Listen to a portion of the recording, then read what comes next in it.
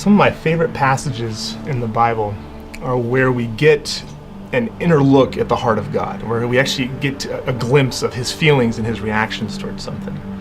And one of my favorite instances of this is in Deuteronomy 5. And in Deuteronomy 5, Moses is actually recalling a time when the nation of Israel was before this mountain, and God was speaking his law from the mountain, and the whole nation was audibly hearing his voice.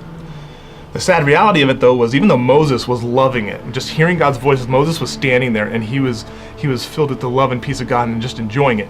And he turns around and he sees that the entire nation is terrified, and they're actually on the ground and covering themselves out of fear. And he actually says to them, "Do not be afraid."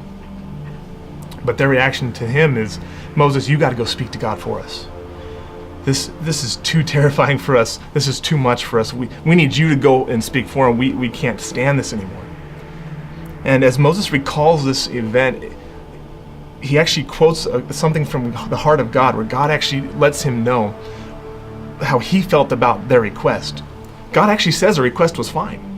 The request was good. I mean, if they're afraid of him, then he's not going to force himself on them and continue to terrify them. And so, but we get an emotional glimpse into the heart of God in verse 29, Deuteronomy 5:29. "Oh, that there was such a heart in them, that they would fear me and keep all my commandments always, that it might be well with them and with their children forever." In that verse, I just hear God, his emotional state is sorrow. He's discouraged that his own kids are terrified of him. But the cool thing about God is he has a way of having solutions and solving problems. And one of the coolest solutions that he came up with to this particular problem we find in Bethlehem. Centuries later, a baby boy named Emmanuel, God with us.